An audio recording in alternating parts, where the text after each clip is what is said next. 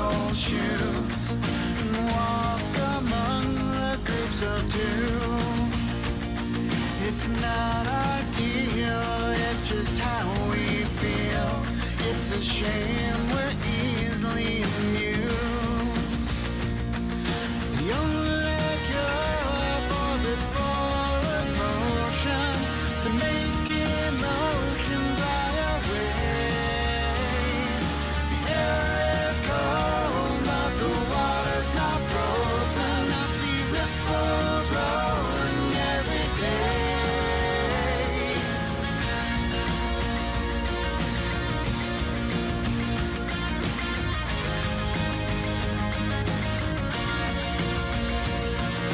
Cast a stone and get a hardcore view.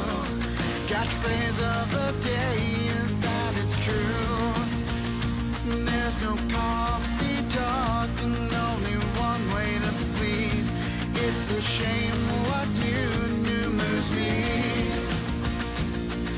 The only cure for this forward motion is to make emotion fly away. The air is cold, but the water's not frozen. I see ripples rolling every day. Yeah, I'm not looking for a windswept view. Our change has changed. Nothing's new. Right on new song. Mad news.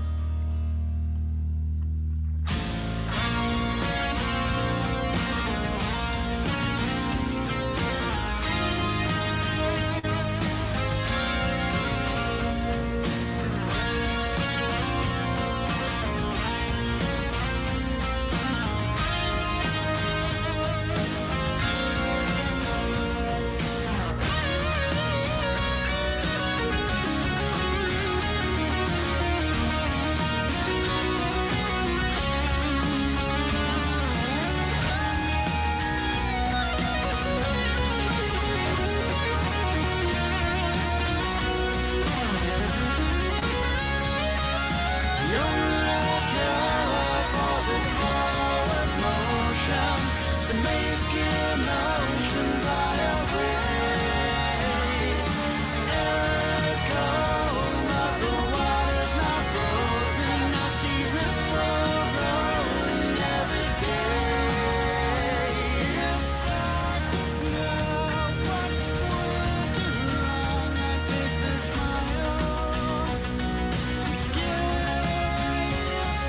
The only cure for this forward motion is this smile. The only cure for this forward motion is this smile.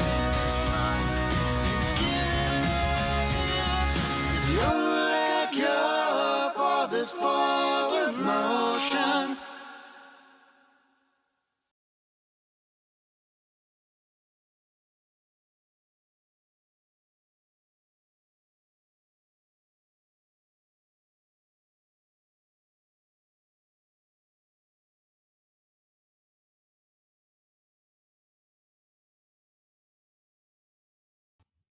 Hey, everybody, and welcome back if you were here with us this morning. And if not, welcome to Rebellious 1776. My name is Lynn Hurley, and I am here with you to critique, criticize, and fact check our nation's politicians in real time. We love watching a sassy congressional hearing around here because we want to see just what those sneaky little politicians are saying and what they're doing with our tax dollars. And if you know someone else who would enjoy finding out that information, please feel free to share the love and share the show with them. And then just sit back, grab yourself a snack and a drink. And if you're watching live, please join us in the chat as we watch our nation's finest in action. We always have some fun conversations going on in the live chat. And if you like talking all things politics, why not hit that little subscribe button? It's not going to hurt you. It doesn't bite. go ahead and do it. Don't forget to hit that notification bell while you're at it so you always get notified anytime we have a new show coming up. Like today, we had 2 shows, one this morning and one right now. So you never know, because sometimes these congressional hearings, they pop up last minute or they don't advertise them. And then all of a sudden, oh, there's a really good one coming on. So make sure you have your notification bell turned on so that you always get notified anytime we have a show coming up. How is everybody? Hi. So nice to see you. So this is going to be a really fun. Sorry, I thought one of my cats was going to jump up in my lap. He was poised. And I was like, no, because I have my wireless keyboard in my lap. So I was ready. I was just ready, like, oh, what do I need to do? But anyway, yeah, what was I saying? I totally lost my train of thought. We're watching a hearing today on U.S. and adversary hypersonic capabilities. It is the House U.S. Armed Services Committee. We watched a hearing of it was of theirs, I think, yesterday. Or no, was it? It might have been. But anyways, we were talking about threats in the northern and southern Americas. And so they mentioned briefly hypersonic weapons, but I really wanted to dig into this hearing today. So we didn't talk too much about it. Oh my gosh, we have a thunderstorm starting. So I apologize. The dogs go crazy. I'm going to try to keep my talking to a minimum so I can mute it so you don't hear the dogs barking at the thunder.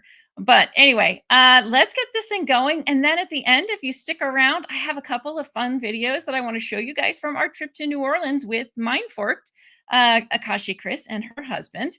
And we had a great time there. And I uploaded a couple so I could show you and have a little fun with you at the end as well. But first, let's get down to business and talk about hypersonic weapons. All right, let me pull this up. Let me know, as always, how the sound is once I get it going. And where are we? Here we go. And here we go. The subcommittee will come to order.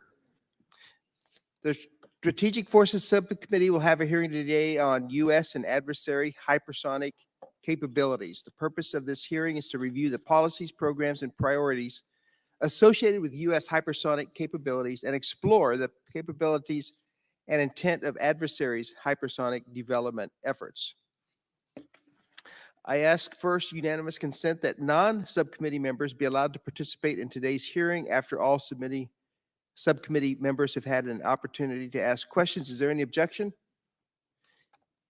Without objection, non-subcommittee members will be recognized at the appropriate time for 5 minutes. So good afternoon to our witnesses, Dr. Horowitz, Dr. Weber, Vice Admiral Wolf, Lieutenant General Rash, Lieutenant General White, and Mr. McCormick. We are also joined by Mr. Rumford, the Director of the Test Resource Management Center, who will not have a separate opening statement, but will be available to answer questions. Thank you all for being here today. Thank you for your service. This is a very important topic. This is now the second hearing this subcommittee has had on hypersonic capabilities, one of the most pressing issues for our national defense. China and Russia continue their own program developments at a breathtaking pace. In the time since our last subcommittee hearing on this subject, the Joint Army-Navy program has had several unsuccessful test events, and the Air Force has continued to struggle with Arrow. I appreciate the work your teams are doing to identify and fix the malfunctions that caused the unsuccessful flight tests and get the programs on track to field these critical capabilities. However, at this point, we are still well behind our adversaries, even if everything goes as planned. I have a remainder of the opening statement, but for the sake of time, I am going to submit it for the record. And I will point out that in about 2 hours' time, we'll have a vote series on the floor. I hope to be all done with our public and our classified upstairs portion of the hearing so that all the witnesses can go on their way, and we will go on to our votes and be done for the day. So for that purpose, I will probably only have time for one round of questions, and then we will adjourn and quickly go into a classified portion at that point in time. But I want to see if the ranking member has any opening statement he would like to make. Sure, Mr. Chairman, I have to start by saying I'm quite jealous that you'll be done for the day at the end of votes. That's not what my calendar looks like this evening, but thank you very much. I also want to extend a warm welcome to our distinguished panel of witnesses today. And I'm thankful that we are holding this hearing on hypersonics, not only to understand our adversaries' capabilities and intentions when it comes to these weapons, but also to gain a better understanding of how the department envisions the employment of our own hypersonics in a future conflict. In the year almost to the day since our last hearing on hypersonics, we've seen war criminal Vladimir Putin employ hypersonic weapons in his criminal war against Ukraine. The CCP continues to test novel and more advanced hypersonics, and North Korea now purports to have them as well. This all started when America pulled out of the Anti-Ballistic Missile Treaty, which had effectively limited the development of any new strategic capabilities beyond our existing triad since the 1970s. Our adversaries have clearly determined that being able to surprise us with extremely fast, highly maneuverable weapons that are hard to detect is critical to defeating U.S. missile defense systems. From a technological perspective, the Pentagon's work on hypersonics has seen some positive developments over the past year. The services are tapping into non-traditional industry to solve challenges like new thermal protection systems, solid rocket motors, and software. I'm also encouraged at programs like MACH-TB that are bringing in innovative ways to test components and systems more quickly, getting closer to something we have been pushing the department to do, not be afraid to fail, and in fact, to fail faster, learn faster, and pivot quickly from mistakes. We've also seen great strides in domain awareness.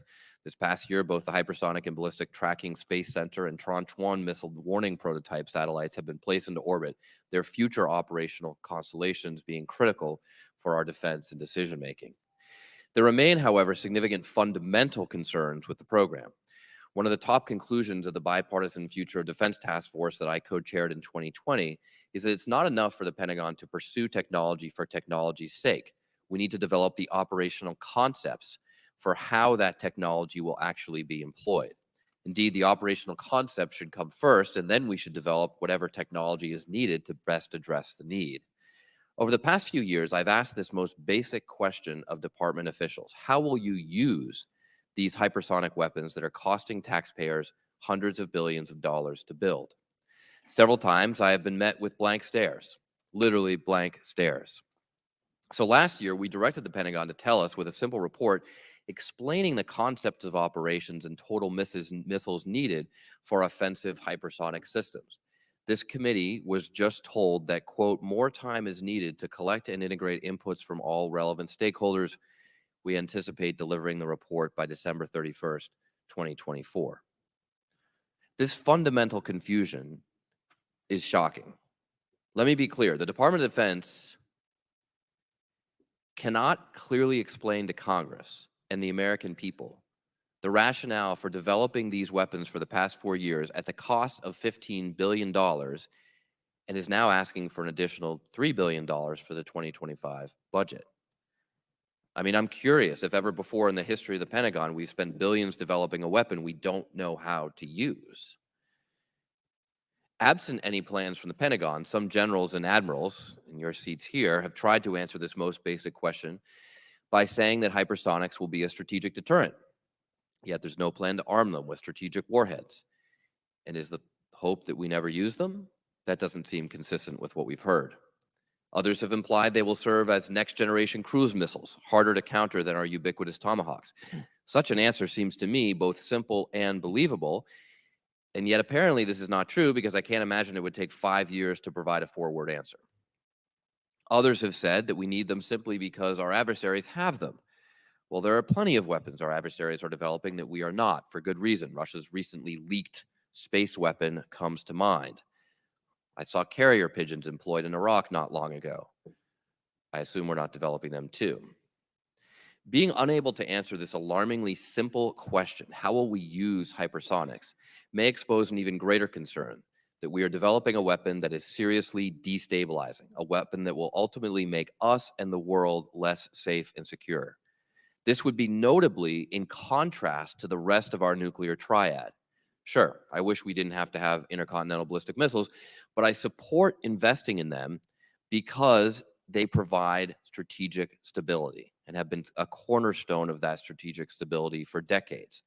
as our experience with Russia has proven.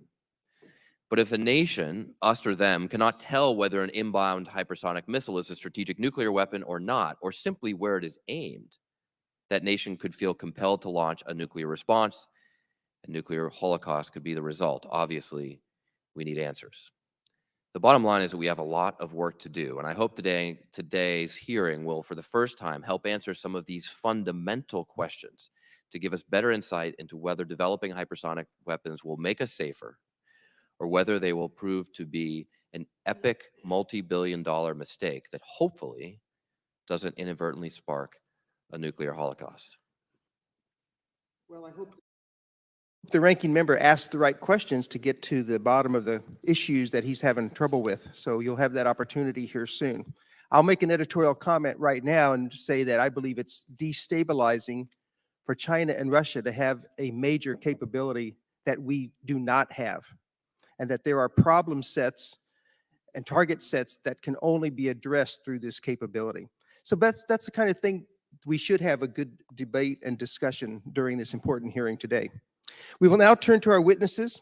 Your prepared statements will be made part of the record. Since we have such a full house, I will ask each of you to please limit your opening comments to 4 minutes. We have a very we have like distinguished 5 panel, witnesses for and we'll this. start with Dr. Horwitz. You're recognized first. Thank you.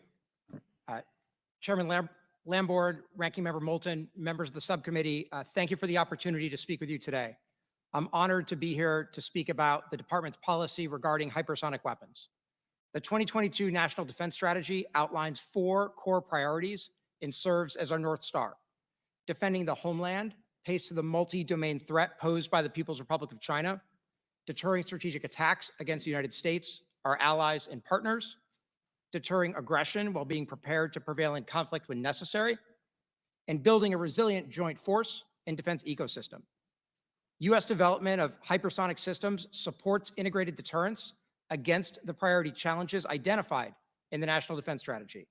The department continues to focus on developing conventionally armed systems that can contribute to long-range strike within a designated theater area of responsibility. The department's offensive hypersonic weapons development is driven by a need to provide a full range of options to senior decision makers. Hypersonics are a key component in the mix of capabilities that the joint force needs to deter and, if necessary, defeat aggression. We are continuing to invest in and accelerate the delivery of these capabilities to the warfighter. More broadly, the department is also making substantial investments in a range of conventionally armed offensive hypersonics, from the air to undersea. This is critical to enhancing deterrence. It's also important for the department to continue developing capabilities to defend against hypersonic threats.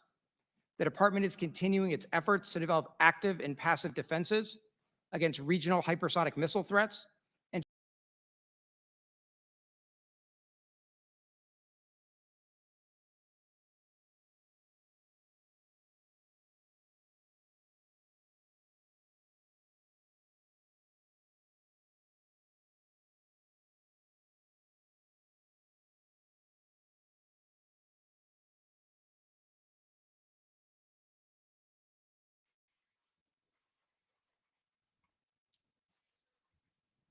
Hey guys, so sorry. The dog got scared by the thunder and totally just took me out of here, I guess. So it wasn't that there's no feed, it was Lulu. So she's on my lap. We're having a really bad thunderstorm right now. So let me just pull that right back up for you. So sorry about that. But any of you who have dogs, I'm sure you get it. All right, hold on just a second. Let me pull it back up. Go back a minute or so. Okay. In the mix of capabilities that the joint force needs to deter and, if necessary, defeat aggression. We are continuing to invest in and accelerate the delivery of these capabilities to the warfighter. More broadly, the department is also making substantial investments in a range of conventionally armed offensive hypersonics, from the air to undersea. This is critical to enhancing deterrence. It's also important for the department to continue developing capabilities to defend against hypersonic threats. The department is continuing its efforts to develop active and passive defenses against regional hypersonic missile threats and to pursue a persistent and resilient sensor network to characterize and track hypersonic threats, improve attribution, and enable engagement. In conclusion, DoD is focusing on fielding the right mix of capabilities to generate the effects that we need to deter and, if necessary, prevail in any conflict. Hypersonics, because of their characteristics, represent a key element in this mix of capabilities. Delivering those capabilities in concert with a network of allies and partners, and in parallel with other advanced technologies and new operating concepts for the force as a whole, will ensure that DoD maintains the ability to deter potential adversaries and to defeat aggression if necessary. Thank you. Thank you. Dr. Weber. Chairman Lamborn, Ranking Member Moulton, and distinguished members of the subcommittee, thank you for inviting us to provide testimony before the House Armed Services Committee, Subcommittee on Strategic Forces hearing on U.S. and adversary hypersonic programs. I serve as the Principal Director for Hypersonics in the Office of Undersecretary of Defense for Research and Engineering. I'm also happy to introduce my research and engineering colleague to my left, Mr. George Rumford, the Director of the Test Resource Management Center. Today, we are here because the United States faces unprecedented challenges in national security. The PRC and Russia have deployed high-end defensive and anti-access systems that will challenge our ability to deter adversaries and defend U.S. forces, allies, and partners against rapid military interventions. To address these challenges, the Department of Defense is accelerating the development and delivery of hypersonic systems that provide responsive, survivable, and lethal capabilities to our warfighter. Our strategic approach to delivering these capabilities is focused on 4 priorities. First, demonstrate and transition hypersonic systems through rapid design, build, test, and learn cycles. Second, reduce the cost of hypersonic systems and increase industrial capability to build warfighting inventories. Third, grow and sustain our critical enablers to accelerate the development of current and future hypersonic systems. These enablers are test and evaluation, science and technology, workforce development, and allied partnerships. Fourth, identify, develop, and demonstrate next-generation capabilities. Thanks to the resources Congress has provided, the Department is developing a range of hypersonic and counter-hypersonic capabilities for our warfighters that will hold time-critical and heavily defended targets at risk from survivable standoff range and defend the U.S. homeland, warfighters abroad, allies, and partners against adversary hypersonic threats.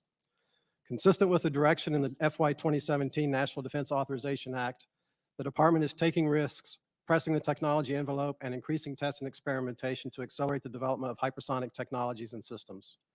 The Department is using the middle-tier acquisition authorities provided by Congress to streamline and accelerate the development of 5 hypersonic strike weapon prototypes.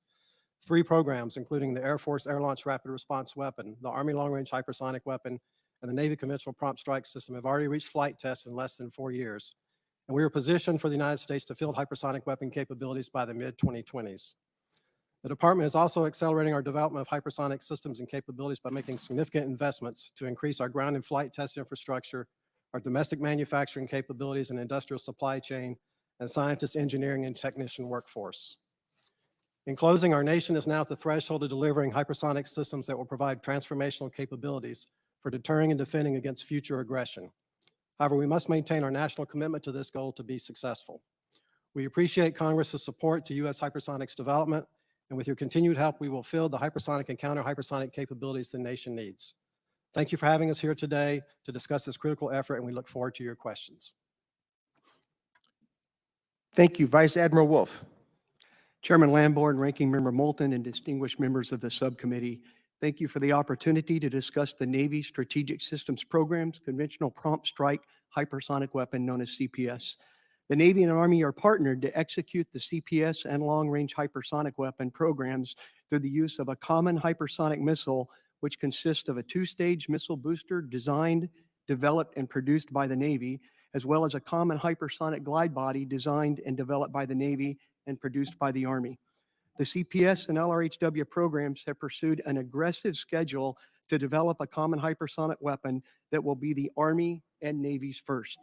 By leveraging joint developmental test opportunities, the programs have marked significant testing milestones at a consistent pace, including a March 2020 flight test that demonstrated our common hypersonic glide body technology is mature, and a 2022 flight test that provided vital data on the performance of our newly developed missile booster.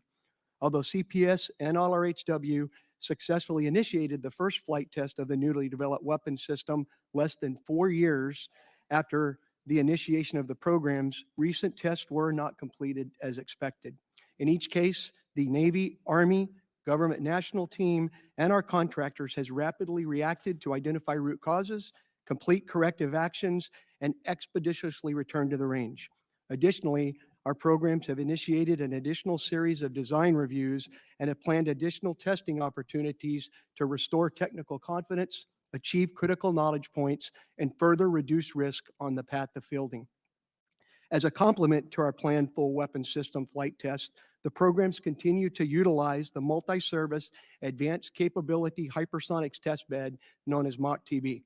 The MACH-TB program was created in 2022 by CPS and the Naval Warfare Center, Crane, Indiana, leveraging a generous congressional appropriation increase. We have now turned the effort over to OSD's Test Resource Management Center, allowing CPS, LRHW, and the entire hypersonics enterprise to utilize commercial launch platforms for subcomponent, subscale, and full-scale tests to increase the rate of testing at a reduced cost. Meanwhile, our hypersonic industry partners are working diligently with the government national team to facilitate a rapid transition to production, platform integration, and delivery to the warfighter. We continue to prioritize improved affordability of the weapon system through initiatives to reduce material costs, including leveraging additive manufacturing and other new production processes. In order to deliver this capability at the speed of relevance, the Army and Navy teams will continue to work closely with our industry partners, OSD, and Congress to identify supply chain issues and put mitigation plans in place. The Navy continues to prepare for the filling of CPS on both the Zumwalt-class destroyers and the Block 5 Virginia payload module-equipped submarines. Testing at our in-air launch test facility has continued to refine the coal gas launch approach the Navy will use to launch the common hypersonic missile from both our sea platforms. The CPS fielding on Zumwalt-class destroyers will mark the first use of this coal gas launch approach on a surface ship platform. Construction and outfitting of the underwater launch test facility continues, and that will allow the program to evaluate how the CPS missile transits through the water using the newly developed CPS launcher. We have conducted a series of exercises that allow our sailors to execute scenarios in an operationally relevant environment and have deployed a weapon system prototype and missile simulator on a Zumwalt-class destroyer. The ship took that equipment to sea, and we validated that we can demonstrate employment concepts and command and control following tasking by any combatant commander. I'd like to thank Congress for the support you have shown our program and the important focus that you have placed on this essential capability. As the 14th Director, it is my honor to represent the personnel of SSP CPS program. One of my top priorities is to ensure that these dedicated Americans are poised to execute the conventional prompt strike mission with the same level of success, passion, and rigor as we have since SSP was founded. Thank you for the opportunity to testify today on behalf of the team that will provide our nation with a credible and reliable intermediate range hypersonic strike capability. Thank you. Thank you, Admiral. I like the Lieutenant confidence. General Rash. Chairman Lamborn, Ranking Member Moulton, and distinguished members of the subcommittee, thank you for allowing me here today to represent the Army to discuss the ongoing development of the long-range hypersonic weapon alongside my colleagues in other services and in the Office of Secretary of Defense. And on behalf of the Army senior leadership, we thank you for your continued support of our soldiers, our civilians, and their families. The responsiveness and survivability of hypersonic weapons is unmatched by traditional ballistic capabilities for precision targeting, especially in anti-access area denial environments. The department made the decision to pursue these systems because these weapons provide the United States with a suite of options to strike at strategic targets. My goal as a material developer is to help ensure the United States military can successfully deter and, if necessarily, defeat and fight our nation's wars. The Army tasked the Rapid Capabilities and Critical Technologies Office with developing the long-range hypersonic weapon on an aggressive timeline. The Army and Navy are closely partnered in this endeavor. The Navy's Conventional Prompt Strike Program and the Army's Long-Range Hypersonic Weapon Program share key components such as a common missile booster stack, the use of a common hypersonic glide body, and of aligned developmental efforts and resources. And these commonalities have supported an emerging industrial base in maintaining aggressive development and fielding schedules. In addition to this partnership, both the Army and the Navy have benefited significantly from the work at government labs and with the considerable support from OSD to help ensure this capability gets delivered. Throughout 2023, the Army and Navy conducted 3 iterations of Joint Flight Campaign 2. While those tests did not go as planned, the Army and Navy teams learned from each of these and worked with industry to make necessary corrective actions to return to the range for further testing. Following the 3rd attempt, both programs worked together to establish multiple lines of effort to conduct a series of design reviews across the weapon system. In close partnership with the Navy, we are pursuing a rigorous test regimen to reduce risk before returning back to flight test. This regimen will ensure incremental success at the subsystem level, making necessary adjustments and demonstrating repeated success, allowing us to return to flight test with unwavering confidence. Above all, I am confident that our team will do what is necessary with appropriate rigor to deliver this system to our soldiers. I am so proud to be part of this team and am immensely grateful for the significant time and energy that our collective teams have poured into supporting this mission. We appreciate the support we have received for these programs from Congress and from this committee. Your support and receptiveness to our efforts is paramount to our success, and I look forward to taking your questions. Thank you. Thank you, Lieutenant General White. Chairman Lamborn, Ranking Member Moulton, and distinguished members of the subcommittee, thank you for the opportunity to provide testimony on the Department of the Air Force's hypersonic programs. Our continued efforts to develop and field an operational hypersonic air launch weapon will enable us to hold high-value, time-sensitive targets at risk in contested environments from standoff distances. A hypersonic weapon in concert with a wider weapons force mix is key to providing a war-winning Air Force. The Air Force's hypersonic portfolio consists of 3 major thrusts: boost glide missiles, air-breathing cruise missiles, and the foundational science and technology S&T hypersonics portfolio. Starting with Arrow, our boost glide missile is the air-launched rapid response weapon. We are undergoing the final test of the all-up round with a planned test program completion by the end of second quarter fiscal year 2024. This test will launch a full prototype of the operational hypersonic missile and is focused on the Arrow's end-to-end performance. While future Arrow decisions are pending final analysis of all flight test data, the service is pleased to report that the Arrow rapid prototyping program has been a categorical success to date. Next, HACM. Our air-breathing cruise missile is the Hypersonic Attack Cruise Missile. It is an air-launched, air-breathing weapon that can be integrated on current and future fighters, as well as provide expanded capacity on bombers. The Air Force awarded the HACM contract in September of 2022 and is developing the weapon using the Middle Tier Acquisition Rapid Prototyping Authority. We are working to mature HACM to critical design, along with other development activities to enable the flight test activities in fiscal year 2025. Science and technology. In collaboration with the wider hypersonics community, our foundational science and technology hypersonics portfolio is executed by the Air Force Research Laboratory. AFRL has made many enduring contributions to the field of hypersonics to date. They achieved significant successes with their recently completed high-speed strike weapon technology maturation program. This program transitioned over 30 technologies to various DoD hypersonic programs, ranging from advanced materials to propulsion technologies to vehicle designs. Based on these successes, we look forward to the launch of TechMat 2 to further develop and transition technologies for next-generation hypersonic capabilities. In fiscal year 2025, the focus of the Air Force Research Laboratory technology development efforts will shift to less mature technologies that are needed to develop future reusable hypersonic platforms, which will provide multi-mission intelligence, surveillance, and reconnaissance, as well as strike capabilities. I thank you again for the opportunity to testify and provide additional details in the classified session later today, and I look forward to your questions. Thank you. Mr. McCormick. Chairman Lamborn, Ranking Member Moulton, and members of the subcommittee, thank you for the invitation to provide the Defense Intelligence Enterprise assessment of China's and Russia's hypersonic weapon systems. I'm a senior intelligence analyst with the National Air and Space Intelligence Center here on behalf of DIA. Our competitors are developing advanced weapon capabilities aimed at holding U.S. forward deployed forces and the homeland at risk. Hypersonic weapons are designed to evade U.S. sensors and defensive systems, and they provide adversary military commanders with unique capabilities. These weapons pose an increasing and complex threat due to availability of both nuclear and conventional capabilities.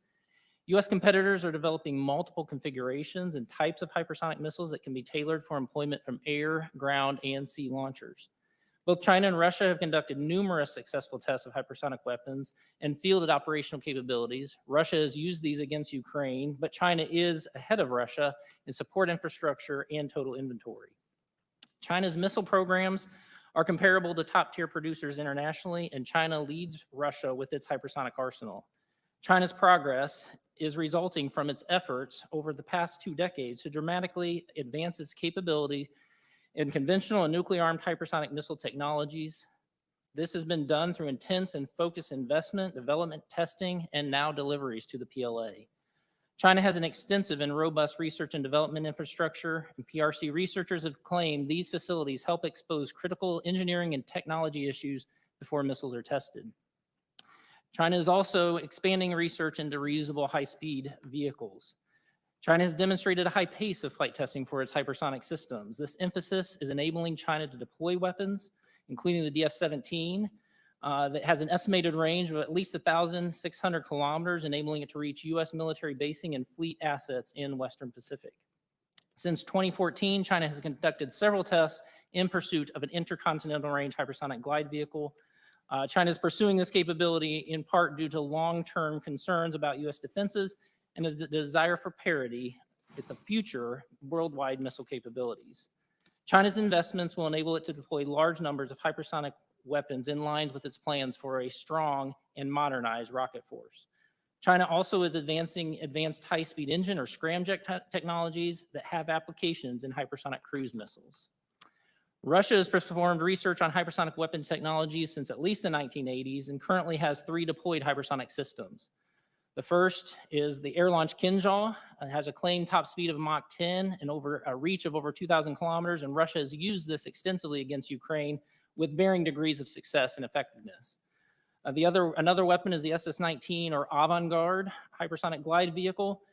Russian officials claim this has capability to fly over Mach 20 and a range of up to 10,500 kilometers. The third system, the Surkon, is a ship-launched hypersonic missile that travels at speeds up to Mach 8. Ukraine reported recovering components of the Surkon, indicating it has also been used operationally earlier this year. And Russia has declared its intentions to continue developing and deploying hypersonic weapons, including another air-launched hypersonic long-range missile called Ka-95.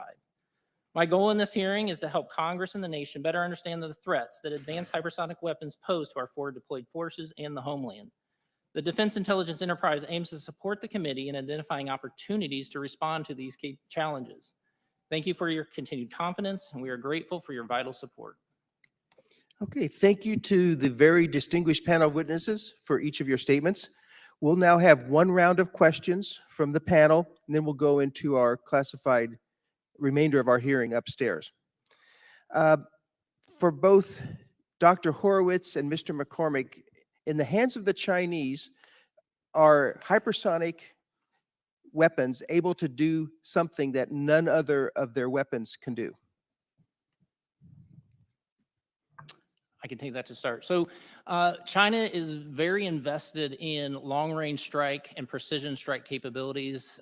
They have looked at missiles for a long time to achieve their strategic goals, and hypersonics is really a continuation of that commitment to a long-range missile force for counter-intervention and strategic nuclear deterrence.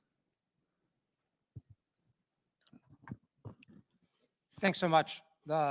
I think that that's right. The only thing I would add is that we have concern about the hypersonics being developed by the PRC and Russia, given their potential for dual capable systems, where there may be ambiguity about whether a system is armed with a nuclear or conventional weapon. Those are the kinds of situations where the deployment of hypersonic weapons is more likely to have destabilizing effects during a crisis or a conflict. And that is also not a concern with the hypersonic weapons that the United States is developing. So is it your position that hypersonics have capabilities that no other weapons have? So they combine the benefits of ballistic missiles, which are high speed, and cruise missiles, which are maneuverable. And so you can get those effects with two different types of weapons, but what they really challenge our sensing capability and our defensive capability. And they do provide military commanders very rapid response capability that you wouldn't have necessarily with other weapons. And this is why we're pursuing hypersonics in the first place. The combination of speed, range, and maneuverability means they have the potential to generate effects that, in combination with the other capabilities the Joint Force is developing, give us the ability to deter aggression and, if necessary, prevail in conflict. I think it's a straw man argument to say that we would pursue a type of weapon class only because the other side is doing it. I think that there is a use for hypersonics in and of themselves, no matter whether anyone else is doing it or not, and whether they're ahead of us or behind us. Would you both gentlemen That's true, agree but with if that they statement? have them, then we definitely should as well. I think that the Department of Defense is well aware of Russia and the PRC's activities in hypersonics, but the United States is not developing hypersonic weapons to respond to Russian or Chinese development of hypersonic systems. We are developing, hypersonics, as you suggest, because we think that their development and deployment is necessary to enhance the capabilities of the Joint Force and our ability to implement the National Defense Strategy. We think that the development of hypersonic systems will support integrated deterrence against priority threats because of that intersection of speed, maneuverability, and range that they have.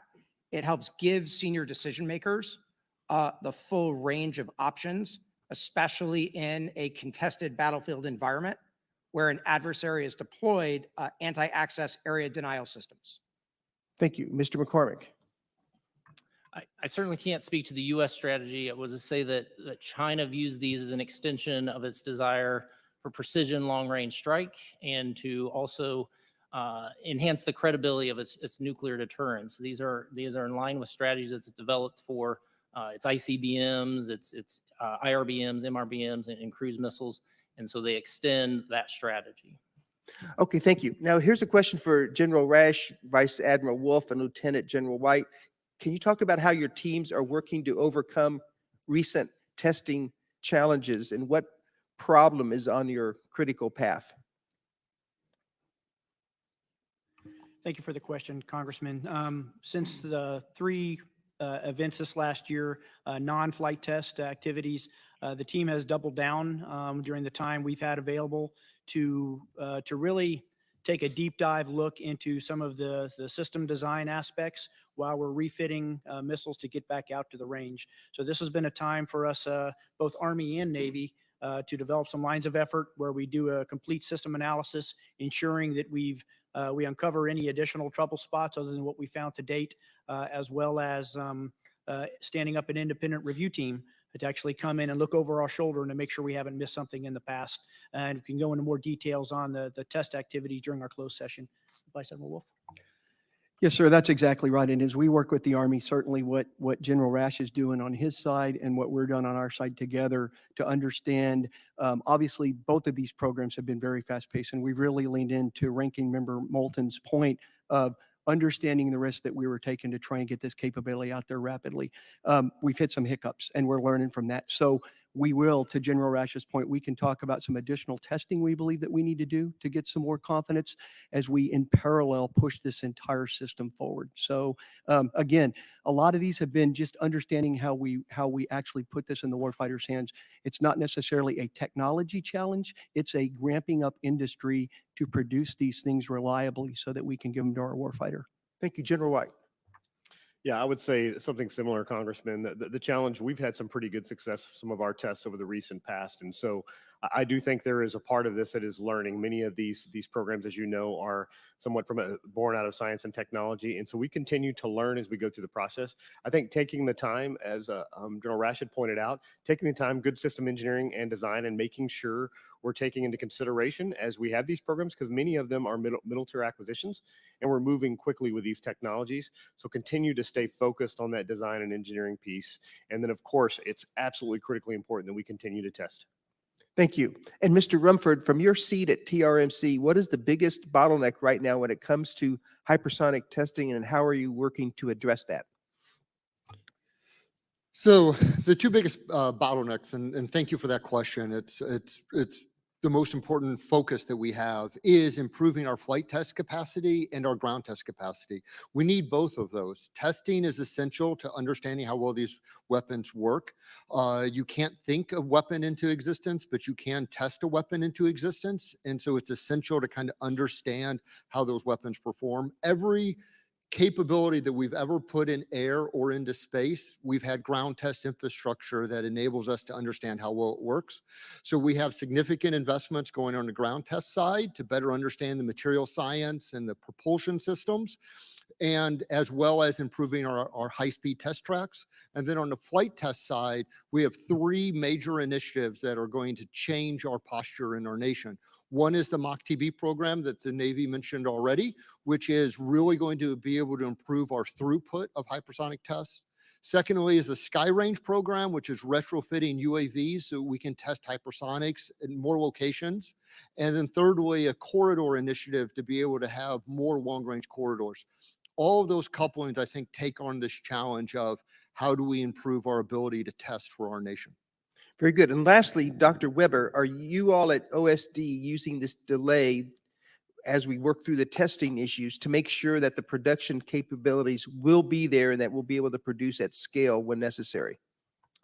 Thank you for the question, sir. So certainly we are making significant investments in our industrial base. So we are using our authorities and programs in manufacturing technology, industrial base analysis and sustainment, and Defense Production Act Title III to improve our manufacturing technologies, but also to improve our manufacturing capability and capacity with industry, and to ensure that we have a resilient industry base. Thank you. Ranking Member Moulton. Thank you very much, Mr. Chairman. I wasn't quite sure if you were going to call me ranking member or Mr. Strawman, but look, I support a lot of big weapons investments. In fact, I've even been accused of being a defense hawk, which is not always a compliment, rarely a compliment in my party. So look, if you can answer some of these basic foundational questions with confidence, questions I've been asking for 3 years now, then you have every right and a very good chance of changing my mind. But I'm asking these basic questions because I haven't been able to get simple answers to these simple questions. Now, look, a congressman recently decided to leak the fact that Russia is developing a nuclear space weapon. Dr. Horowitz, do we have a plan to develop our own nuclear space weapon to deter this development? We're here to talk about conventional hypersonics. Yes, my question is, do we have a plan to develop a nuclear space weapon to deter the Russians' recently leaked development of such a weapon? Getting feisty. Not as far as I know, but I'm happy to take that for the record. Well, I would love to see it for the record if the answer changes. So the point is that we don't plan to develop one just to deter a weapon because our adversary has it. There are a lot of other examples of this. For example, we developed blinding lasers, and we decided that that's probably not a great thing to subject our infantry to. So years ago, we, through diplomacy, achieved an agreement that's been upheld even by our adversaries not to use blinding lasers on the battlefield. In fact, you could say this about just about every other major weapon system that has been canceled since DoD was established, that even though our adversaries have some things, we don't necessarily develop them ourselves, and we know that's a long list. Now, the chairman said in his comments about my opening statement that hypersonics provide the only way to get to certain targets. So, gentlemen, does that mean that there are targets today that we don't have the means to strike? Admiral Wolf? Sir, that's difficult to answer in an open forum. As we talked about, I'm prepared in the closed session to walk you through, at least from a Navy perspective, some of the things that went into our initial capability document requirements, and also went into the other requirements that we're developing our system specifically for. So if I could take that question in the classified form, I'd be happy to go further into that. Sure. Okay. That sounds good. I'll look forward to it. Dr. Horowitz, the foundation of nuclear deterrence is through the concept of mutually assured destruction. We know that if we launch a bunch of ICBMs from missile fields out west, that we can expect the exact same thing in return, and that's what's prevented either us or Russia from doing so.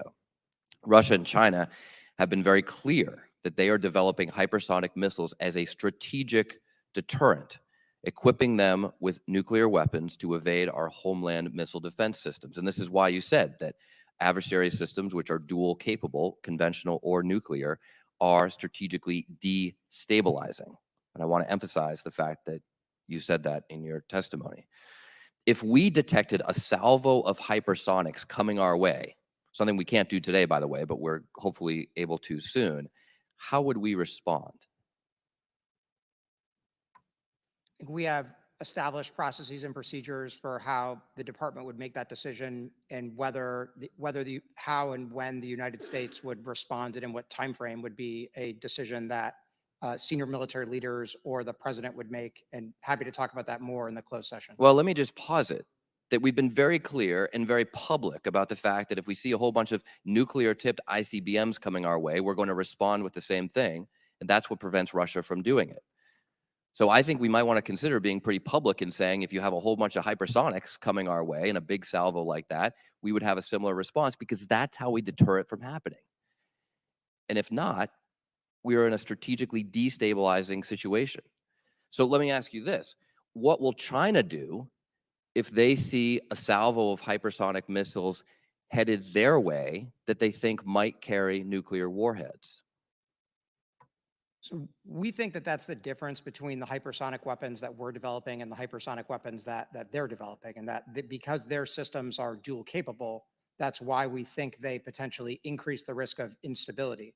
Because we are only acquiring conventional hypersonics and have been very clear about the way that we've messaged that, we think that it'd be a lot less likely that any country, including the PRC, would view shots of U.S. hypersonic systems as potentially carrying nuclear weapons because we are not developing nuclear-armed hypersonics. Well, I agree that we think that. Mr. McCormick, from an intelligence perspective, does China or Russia have any doubt that our hypersonics program is not developing dual-capable systems that could be equipped with nuclear weapons? I think I would prefer to take that in the closed session. Well, let me tell you, if you can't answer that here, I think we know what the answer is. So it's great that we think our hypersonics are not strategically destabilizing, even though you have admitted that our adversaries' hypersonics are. But it doesn't matter what we think in this situation. It matters what Russia or China thinks, because if we launch a bunch of hypersonics into China to get at targets that we want to get in China,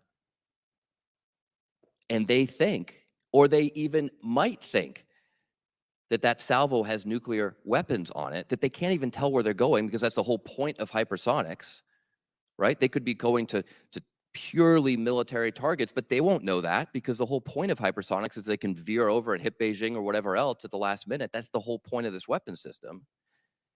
That does not sound very strategically stabilizing to me. Dr. Horowitz, if we actually do receive the answer to the simple question of how you plan to use these weapons in December as promised, can you just explain why it's taking so long to get a simple answer to this simple question? I'll have to take that back. I think from our perspective, there are You can't explain. There are a couple of ways to think about this.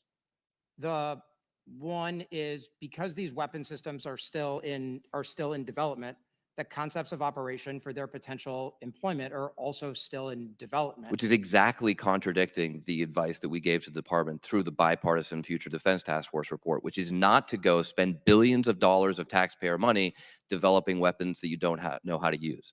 Okay, continue. The department, whenever it develops new weapon systems, develops concepts of employment for their use, but the specifics regarding those concepts of deployment, I think some of the details that you're really looking for are the kinds of details that the department has for any weapon system when those capabilities transition. Certainly the department has spent some time thinking about possibilities in this regard that we can talk about in the closed session. Well, I'm delighted to know that $15 billion later, the department is thinking about possibilities for how you will use these weapons. We certainly hope to have an answer by December. I rest my case. Representative Wilson. Thank you, Mr. Chairman. Indeed, It is bipartisan. I want to thank the ranking member, Seth Moulton, for his passion today and his service. And with his military background, he is a person who, in a bipartisan manner, we look forward to working with you. Also, I want to thank the extraordinary panel here today. I was going to say he Chairman sounded like Hurley, a Republican the way he was talking. Lambert's doing a great job. We've never had 7 witnesses simultaneously. So, so thank you. It's really an achievement. Mr. McCormick, with the war crime of Putin's invasion of Ukraine, we observed the assistance of the Democratic People's Republic of North Korea and Iran have provided. With the alliance of dictators with rule of gun invading democracies with rule of law, it's concerning to see the cooperation among our adversaries and the Western civilization adversaries. Is there evidence that suggests that the axis of evil, war criminal Putin, the regime in Tehran, and the Chinese Communist Party are cooperating in the development of hypersonic missiles, exchanging technologies or collaboration within their own industrial base? Yes, I'd like to reference the testimony of the Director of National Intelligence either earlier today or earlier this week that did talk about the increasing collaboration between those actors. I think on hypersonics, it's still to be seen exactly what collaboration may occur, but we are very concerned about the increasing ties between those adversaries. And indeed, too, Dr. Weber, it's critical that the United States cooperate as we see the axis of evil cooperating with their foreign partners in the development of hypersonic missiles and share the cost in developing hypersonic programs. Expanding hypersonic program efforts with our foreign partners, such as NATO partner Sweden and South Korea, would undoubtedly strengthen our ability to deter foreign adversaries. We know firsthand of the technological industrial capabilities of South Korea, and which is well represented here in Washington. Right, I thought by that too. Ambassador Hyung Dong Cho. Additionally, yesterday was historic and something that America and the world should recognize, and that is that the formal admission of Sweden into NATO and ending 200 years of neutrality. The Swedish industrial capabilities are crucial to establishing peace through strength. Swedish Prime Minister Ulf Kristersson deposited the instrument of accession March 7th to join with NATO. And indeed, Sweden is capably represented here in Washington by Ambassador Urban Allen. And so this is a time that we should be working together. And we do have the extraordinary example of the trilateral security partnership between Australia, the United States, and the United Kingdom, and our bilateral plan with other partners. And so, indeed, Dr. Weber, is the United States looking to expand cooperation with other foreign partners in the development of our hypersonic and counter hypersonic programs? Thank you for the question, sir. Certainly, that is one of our highest priorities, is to establish allied partnerships to develop hypersonic and counter hypersonic capabilities. As you noted, we are working very hard with our UK and Australia counterparts under the AUKUS framework to identify collaboration opportunities there, for, again, for both hypersonics and counter hypersonics. We're also working very closely with Norway, and we've had introductory discussions with a number of countries as well. And it's just so mutually beneficial. And the best way, and I was really pleased. You correct me, the first hypersonic missile attack that I'm aware of was on Ukraine, on the civilian population of Ukraine. And fortunately, somehow, I don't know how it was done, but it was taken down. And so whatever capabilities, and sadly, we can see from the invasion of Ukraine, the invasion of Israel, that we need to be developing capabilities. And we have now real world situations that should be addressed. And over and over again, it's just inconceivable in the 21st century that we have a land war in Europe, that we have mass slaughter in Israel, and then we have the threats and challenge to the people of Taiwan. And I hope every effort is made to preserve the borders of Ukraine, of Israel, Taiwan, and America. And we look forward to working with each of you. I yield back. Thank you. Representative Garamendi.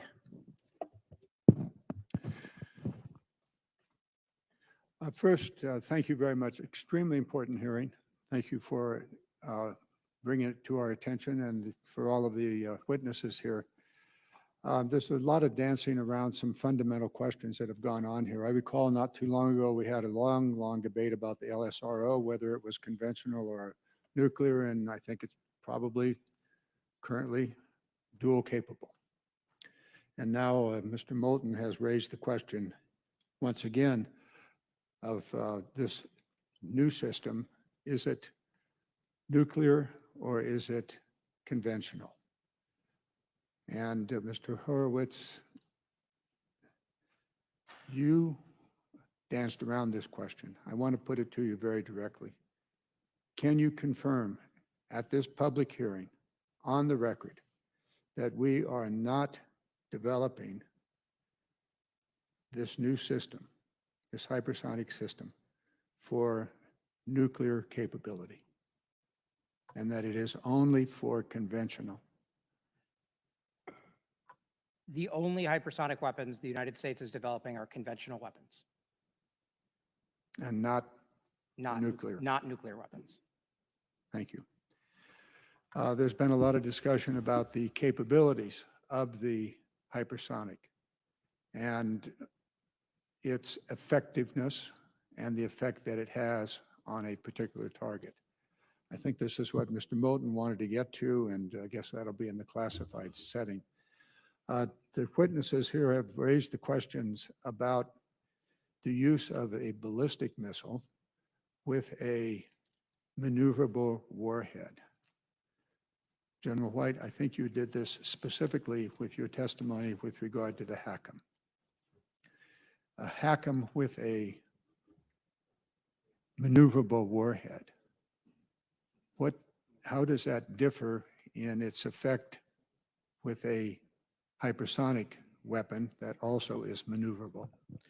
I can certainly take that question. I don't believe it was me that referred to it. I believe it was Mr. McCormick in his testimony. But bottom line is the point he was making in his testimony, essentially what a hypersonic weapon is essentially a cruise missile with ballistic capabilities. If you want to add to that, Sure. I'll just add that our adversaries are looking at a broad variety of systems, some closer to ballistic missiles, some closer to cruise missiles, and there's a very large design space that they're exploring, and each of those bring different challenges to defending against. And so when we say hypersonic system, there's actually a lot of diversity even within that field of weapons that we see being developed. I believe Lieutenant General Dale White, in your written testimony, as a self-powered cruise missile, HACM provides complementary trajectories to boost glide systems such as the Arrow, which I understand to be a hypersonic, imposing additional cost on the strategic competitors by increasing the complexity. yes, sir. What I was referring to there is that the hypersonic attack cruise missile is a cruise missile that has speed, range, and maneuverability, like we talked about. And so that is the focus of that particular capability. And how does that differ from a hypersonic?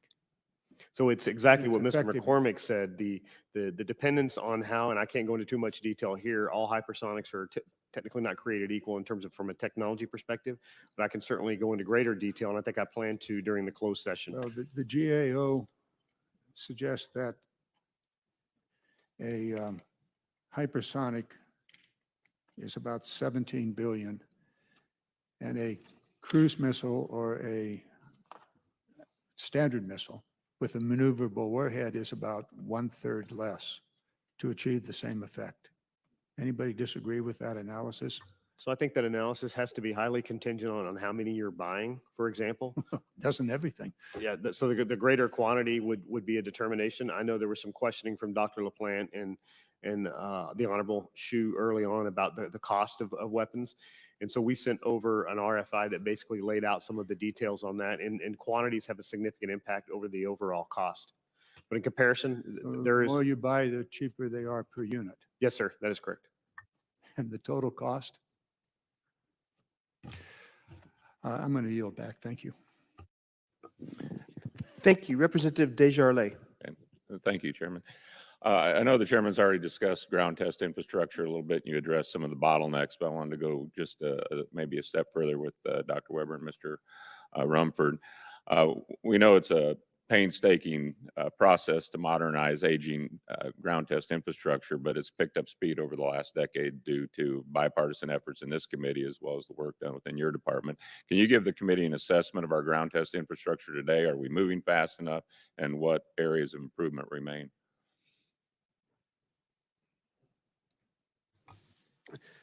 Thank you for that question. We are investing heavily, and thank you for the support for the investments needed in our ground test infrastructure. As I said earlier, Hey, Kate. it's essential to be thanks able for to the money. understand how well these weapon systems work. I will also say replicating the hypersonic flight environment in a ground facility is extremely complicated. And so there's a lot of challenges to be able to would make think that so. happen. So these facilities are complicated to design. I will say that while we have a whole nation approach and we're looking at both capabilities that are in the private sector and in academia as well as our allied nations, we are also very focused on improvements with our own organic DoD test capabilities. Our crown jewel in DoD ground test is at the Arnold Engineering Development Complex in Middle Tennessee. These are the engineers and scientists that helped us win the space race, helped us win the Cold War, and they're helping us win in this competition that we're facing. As you mentioned, taking aging instrumentation and aging facilities and modernizing them does have limitations and challenges to it.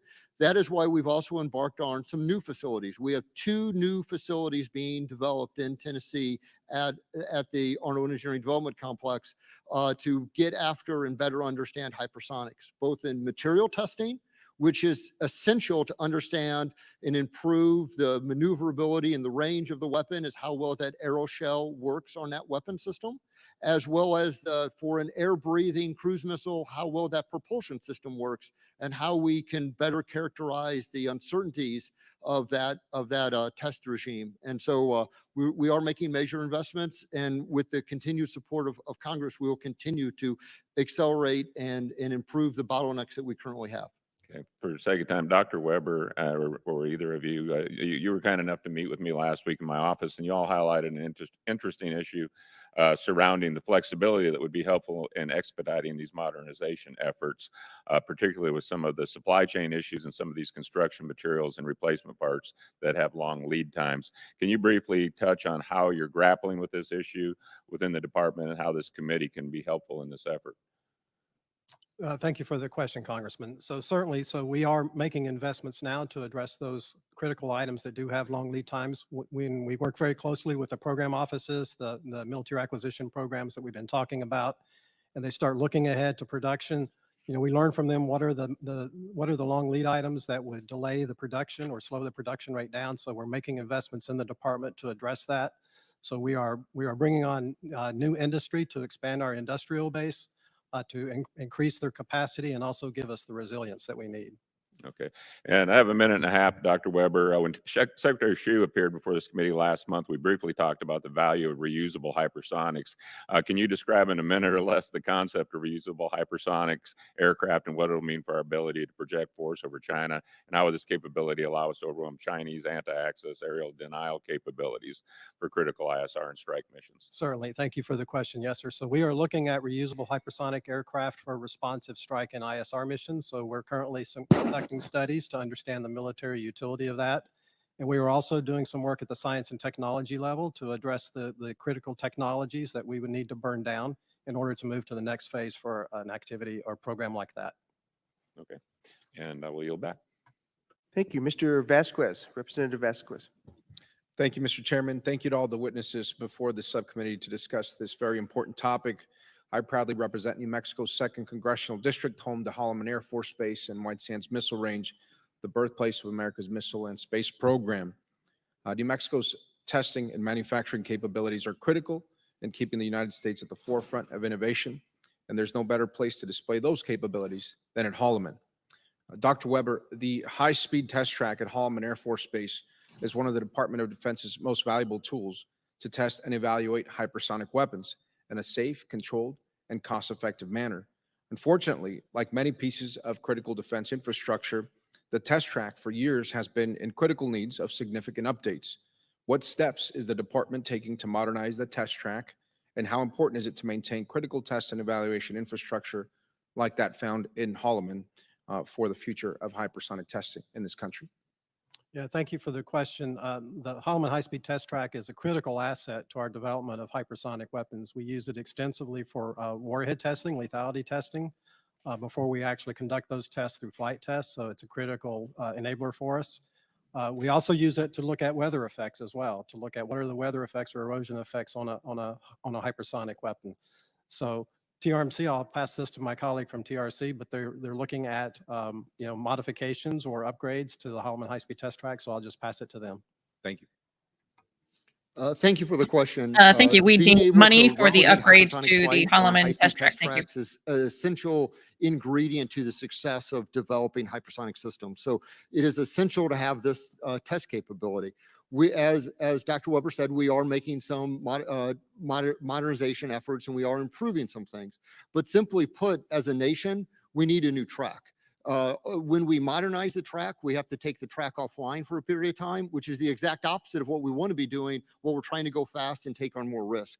So while we've been making some modernizations and trying to make sure that we don't impact the speed of testing, we are studying and embarking upon a capability to build an additional new track so that we can have a better capability for our nation. The track we have now is 70 plus years old. It was originally designed to test ejection seats in airplanes. And over the years, it was modified to be able to do things like test faster systems and missile defense capabilities and lethality tests. But if we're really going to move after and get after testing hypersonics, we're going to need a new track capability in our nation. Thank you, Mr. Rumford. Thank you, Dr. Weber. And like a lot of military infrastructure, research and development infrastructure in New Mexico, a lot of it is 70 plus years old, but yet we continue to be the nation's testing ground. Now, sure, we'll give you the first free mile to space for free because we're at 5,500 feet of elevation, but we need more in terms of investments from the Department of Defense in these critical facilities.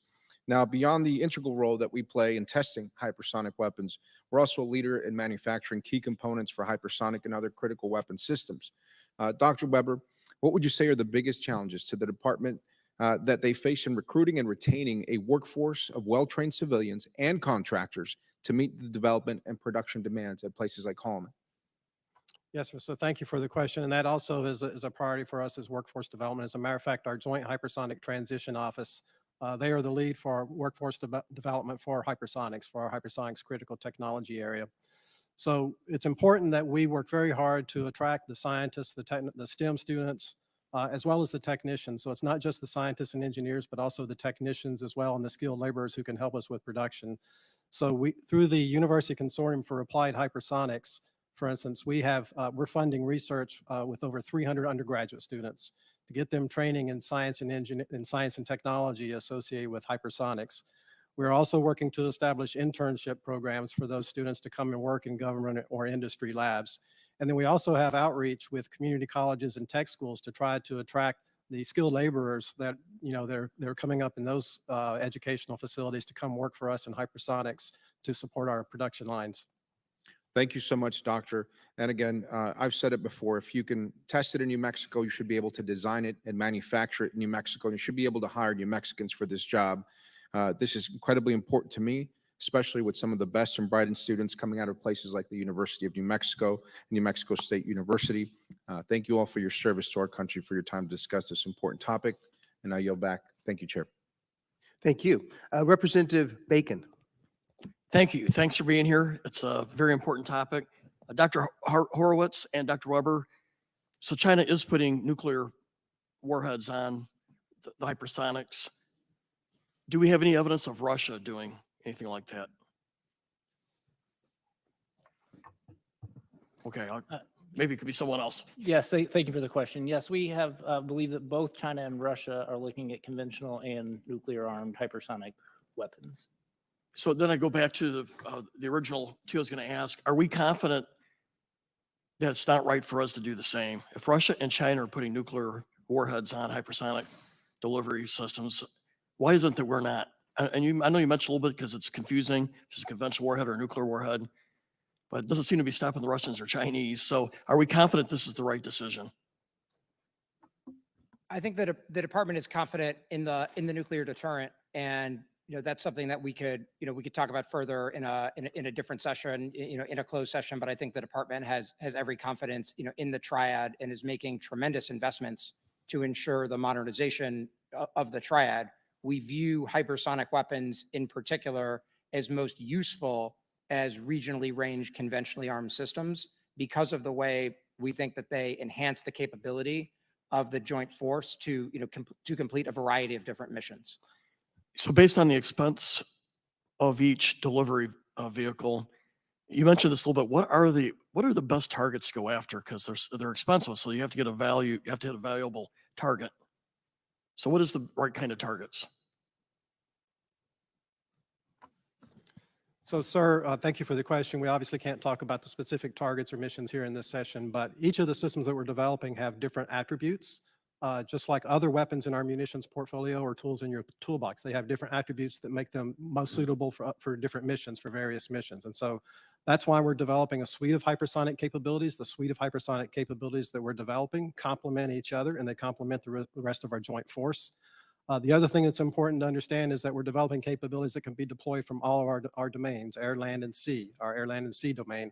And that's important as well because that complicates the adversary's decision calculus, which increases the deterrence effect. And it also makes it more difficult for the adversary to defend against. But just my concern is at the expense of each weapon, you have to have very particular high value targets that make sense. It's like us shooting Patriot missiles at a 122 millimeter rocket or something. Just got to make sure it's worth the value. Yeah. So talk about the air, land, and sea domains. Who determines the right mix? Because if I understand right, the air launched portion is actually it's less expensive because it's easy to configure the hypersonic to the airplanes already. But with the surface ships, the subs, and the ground, you have to deliver or develop the whole launcher, which I think adds a lot of price tag to it. So how do we determine the right mix? Yes, sir. So ultimately that is determined through the recommendations in our program and budget review that we conduct each year in the Department of Defense. So in our program and budget review, there are a number of studies and analysis that inform that. Studies and analysis performed by the Joint Staff, by CAPE, by Acquisition and Sustainment, Research and Engineering, and the services. So we bring together a number of studies and analysis to inform what are the capability gaps that we have, what are the needs, what are the solutions that we have to address those needs, and we address those collectively through our program and budget review, which result in recommendations that ultimately end up in the president's budget. In other words, we need more money, Quick please. question for General White. Secretary Kendall recently noted that the Air Force is more committed to the hypersonic attack cruise missile instead of the air-launched rapid response weapon. Yet I think we're still testing both.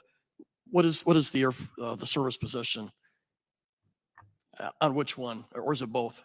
So right now, we're still in the final phases of Arrow, and we will be testing that. We'll be wrapping that testing up second quarter of 24. And then again, when we're in the classified session, I can go into a little bit of detail about the difference between those two capabilities specifically, and it will highlight, again, what characteristics you need based on the mission set. We want to hear So both that. weapon systems still may be in play. Currently, right now, we do not have the Arrow in the 25 budget. Okay. However, we are continuing to analyze the test data that we have from that capability. Okay. Thank you, gentlemen. I appreciate it. I yield. Thank you. Representative Carbajal. Thank you, Mr. Chairman, and thank you to all 7 witnesses. I think this is a record for the amount of witnesses at one of the hearings I've attended. Fielding our own hypersonics capabilities seem to be eluding us, even as our peer adversaries are finding success in this technology.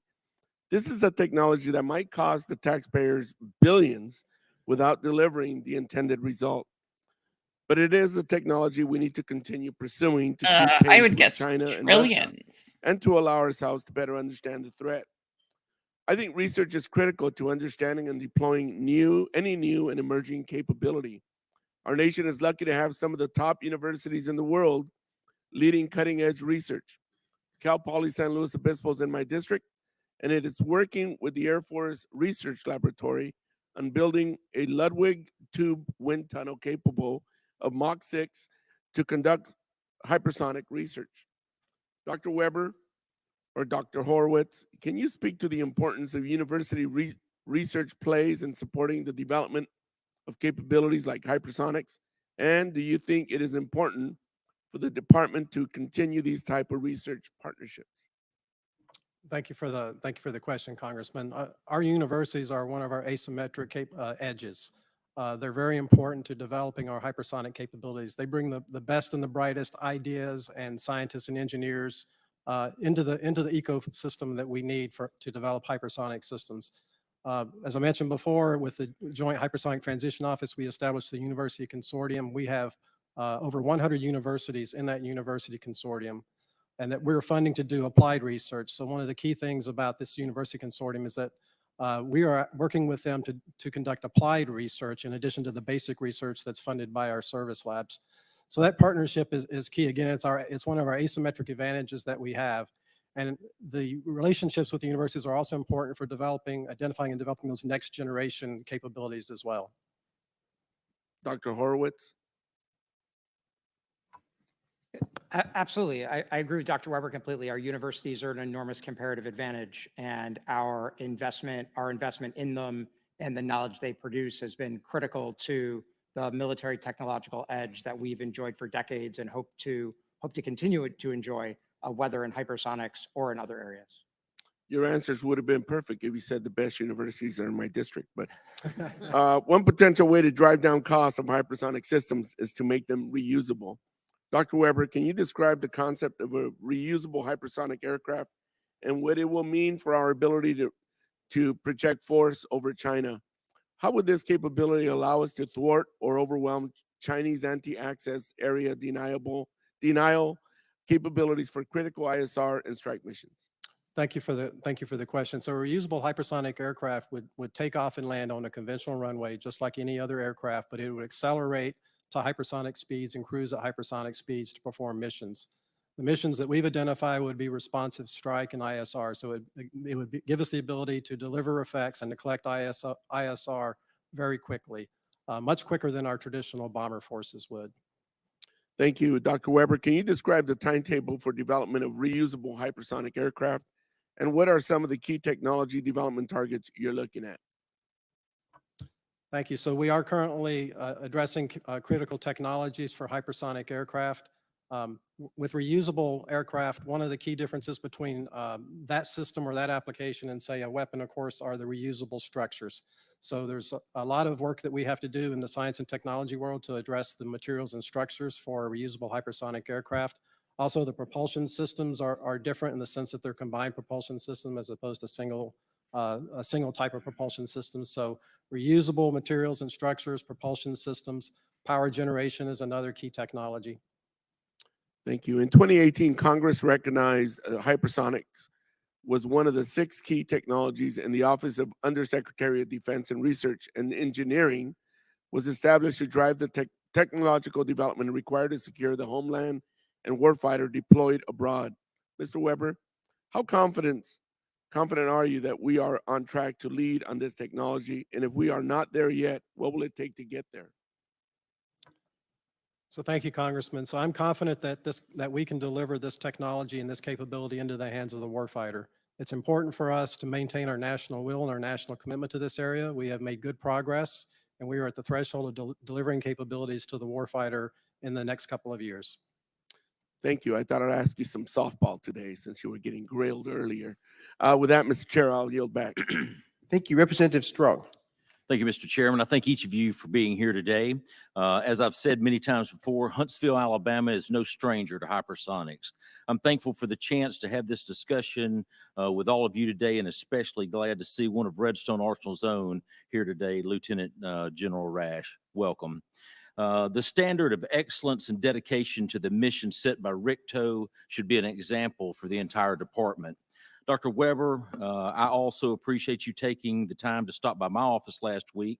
My first question is for you, General Rash and Admiral Wolf. The Navy Conventional Prompt Strike, CPS, and Army Long-Range Hypersonic Weapons Program were structured to go into production earlier than traditional missile development programs once the flight test phase is complete. Do you believe the CPS and the LRHW will complete their flight test phase this year? Thank you for the question, and it is good to be here. Absolutely, we're doing everything we need to do within both the Navy program and the Army program with our industry partners to get ready to continue on with our flight test program this year. Thank you. Can you briefly speak to how the joint nature of these programs has contributed toward their success thus far? Yeah, I'll take that one to start. I would say, sir, as we've talked about in the past, this is a program that I think is unique to some of the things we've done in the Department of Defense. Although we're not a joint program, as General Rash and I have talked many times, we are so linked to a common success, which is a common all-up round, which we will deploy both from an Army TEL, from a Zumwalt, or from a Virginia class. That makes us very unique. And although we are budgeted separately, we run our individual portions separately, everything we do has to be done together because it's not one or the other being successful, it's both being successful. And I think that's driven us to get to the point we've got, although arguably, yes, we've had some challenges, but I don't personally believe a traditional program with one service doing it would be where we're collectively at today. I agree. Last month, the press reported on a meeting between the Secretary of Defense and the defense industry asking companies, and I quote, to accelerate hypersonic weapon development as U.S. lags behind China, close quote. While I agree with the sentiment and glad the department is communicating with industry, the principal way to do this is through contracts and funding, putting your money where your mouth is. Admiral Wolf and General Rash, do you believe the Common Hypersonic Glide Body program has the manufacturing infrastructure and resources ready for production? Congressman, with this committee's support and Congress's support over the last several years, we have made the investments in the Common Hyper Glide Body industrial base to support the requirements for the Army's program in the near term and the Navy's program as well, with flexibility to scale up in the out years as needed. Thank you. Would you say in general these programs have gone faster and cost less than typical missile development programs? These programs, CPS and LRHW, are significantly faster, much more aggressive schedule than traditional programs. I mean, we're 5 years, we're into the 5th year of this activity from the Army's perspective. Traditional Army missile programs are anywhere 7 to 10 years, so we're well ahead of schedule. Cost, it's expensive going fast. You pay a price, but then again, we're seeing a lot of that up front. Versus on a traditional program, it would be spread out over a longer period of time. Thank you. Mr. Rumford, our national hypersonics test infrastructure is inadequate to meet current and future demands of current and next generation hypersonic programs. How is the Test Resource Management Center balancing investments across industry and academia to complement government facilities and accelerate testing and fielding of hypersonic weapons? Thank you for that question. We definitely need to have a whole nation approach for our test infrastructure. We have such of a bottleneck within our own government facilities. We're not going to be able to close the gaps our nation needs to if we only rely on government facilities. So we absolutely are partnering with the private sector, and there are some very innovative approaches that they're taking that is giving us new opportunities to do testing, as well as looking at what availability that we have in academia and academia tunnels, as well as our allies equally also have hypersonic test capabilities. We're looking to leverage all of those to be able to meet the gaps that we need to Thank cover. you. Thank you. Thank you. Mr. Chairman, I yield back. Thank you. And last but not least, we have the representative from Indiana, Representative Banks. Thank you, Mr. Chairman. Mr. Rumford, what else do you need from Congress to scale the MACH-TB program? So MACH-TB, thank you for that question. MACH-TB is actually a game changer to how we take things on.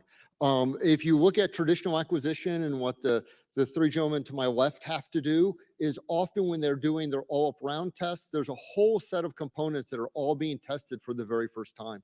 What MACH-TB is really brought is this game-changing approach that we have hypersonic flying test beds. Things that we actually can't test in a ground test facility, like a new radio system, a new comms link, we can test in a very reliable, repeatable type solution with MACH-TB. So MACH-TB is an essential solution that we want to move forward on. From a standpoint of support from Congress, absolutely is the approach of funding. We definitely need funding to be able to move forward and to scale the program to the size we need. From an authority standpoint, we believe that we mostly have all the authorities we have. One of the things that we're looking at when we use private sector activities is understanding that public-private relationship and who has the responsibility. So for example, we're part of the MACH-TB program is looking at leveraging commercial space ventures like Varda that is launching into space. And then we're looking at using the reentry aspects as a hypersonic profile. When we use commercial sector like that, private sector like that, understanding who has the insurance responsibility and understanding how that balance is, it's wonderful when things go right, but we need to be prepared when things go wrong. And so we're embarking on a new era of a public-private partnership, and that's where we'll seek support from Congress so we can really take MACH-TB to the level that we need it to be. Okay, so Thank you. So bear with me a little bit. If Congress increased funding, what could you do with it? If we gave you just flat funding, maybe what the president requested, what does that mean? Either way, give the committee an idea of what more you could do with more money, or what would happen if we So what we could do. flatlined or decrease the funding. Thank you for the question, sir. What we could do with more funding, simply put, is more flights, and that's what we need. The limited opportunity of flight test means that new technology developers have to wait, in some cases, months, if not years, to be able to get on a flight manifest to run. If we start having MACH-TB flights much more frequently, and we're designing an infrastructure to be able to do 50 flights a year, suddenly you can now be in a mode where a technologist can be developing their technology at the fastest pace they can and ready to be able to go on a flight test as soon as it's available. It's like having an airport that has a lot of opportunities to get flights, or having an airport that flies an airplane once every 3 months. We really need that flight volume up. Good way to put it. How would failing to meet the testing schedule harm other hypersonic programs? It's like molasses to an engine. It slows everything down by not having that volume of flight throughput. So we absolutely want to be able to increase the number of flight tests that we can do. I really appreciate what you do. I think it's really important. I speak on behalf of everyone in Indiana and saying it would be great to host you in Indiana at Naval Surface Warfare Center Crane. If you would be able to come, I would personally like to join you and show you the important work that's being done at Crane on behalf of all Hoosiers and everyone who is very proud of what's going on there. Absolutely. My father's a proud graduate of Purdue. My family's originally from Indiana. I would welcome an opportunity to take that visit, sir. Mr. Chairman, we got him on the record. So I'm looking forward to hosting him in Indiana. We saw in the president's budget request yesterday that the fielding of the Navy's conventional prompt strike missile has been delayed a year, and that the Navy does not plan to buy any more CPS missiles in FY 2025. Vice Admiral Wolf, can you confirm that this delay and budget cut is the result of the conventional prompt strike program's testing struggles and not the result of a decision by the Navy to deprioritize the missile? Yes, sir. So it's not, so we're not slowing down getting to Zumwalt. Okay. Yes, some of the issues that we've had have slowed down us getting into the Army fielding, which then the Navy falls behind that. But we are still all in moving forward to get to Zumwalt as quickly as we can. That's first and foremost. That has not changed. Some of the funding requests that you've seen have been a result of trying to balance the program and some budget instability, even as we've tried to understand across what we might get as an appropriation in 24, and then trying to understand where that would put us in 25 to get the entire program executed. So that's a round procurement issue. That's not a lack of wanting to get to every one of these platforms as rapidly as we can. Thank you. My time has expired. And Representative, you mentioned Crane, which is in Indiana, which does great work, and Purdue University. I've visited them as well, and they have a growing hypersonic capability on campus. We are now about to go to votes. They moved it up half an hour on us. So in about 3 minutes, they're going to call votes, but they should be done roughly at 5:15. So as much as I wish we could do this before we head off to votes, we're going to have to take a recess for approximately 45 minutes, and then reconvene at 5:15 for a closed session in the skiff upstairs. So thank you for your cooperation on that. We will now be in recess. All right. Hold on. This We're going back, and I don't know what that was playing. All right. There we go. Yay. Here we are. Okay, that was a fun one. And oh my gosh, if you guys aren't in the live chat, you should be. It was a great chat. I was getting kind of distracted. And all our friends on X, you can chat there. Say, hey, guys, what's going on? I keep an eye. I see how many of you are over there. So thank you so much for being here with us. Let's just like I said, I was getting super distracted because the chat was a lot of fun today. But so they started out kind of slow. The congressmen were like, can you tell me exactly what hypersonic means? Like, how is that different? Like, oh boy, here we go. Okay, we're going to start at hypersonic 101. High speed, range, maneuverability, rapid response capabilities. Got it, congressman? They're like, well, I think so. Could you repeat that, please? But we got through it. Representative Moulton, he said that we might want to be pretty public about saying we have a bunch of hypersonics to deter our adversaries, and that we might be at a disadvantage if we don't. There was quite a few representatives, like I didn't write down everybody who said it, but who were talking about that, how, hey, we know China and Russia has them, and they're not being shy about saying it. Don't you think we are at a disadvantage if we don't also do the same? And they were talking about the dual purpose hypersonics, which I think is what they were referring to. And correct me if I'm wrong, anybody in the chat. Yes, it goes really, really fast, sir. Exactly. But I think the dual purpose were the ones that have the nuclear warheads on board. And it sounds like China and Russia are both doing those. I think, let me go back. Let me go down, because I know there was one. Representative Bacon asked, are they, we hear they're putting nuclear warheads on hypersonics. Is that correct? Yes. And shouldn't we do the same? Are we confident this is the right decision? And I can't remember it was one of the nerdy little doctors who said, like, well, we're confident in the way that we're going about it, and kind of gave them, a roundabout answer, basically. That, yeah, no, we don't really know. I think that was kind of the answer he was giving him without coming right out and saying that. But then again, they are going to have a closed hearing after this one, or they did, because this was 2 days ago. So we don't know. We don't get to hear that part, and that's very sad for us, because that's the stuff I really want to hear. I want to hear all the good stuff, and I know you guys do too. We want to hear the classified information because we are nosy like that, and it's interesting. And then Representative Wilson asked, is there evidence that Russia, China, and Iran are collaborating on developing hypersonic weapons? And Dr. McCormick said, yep, there is evidence of it.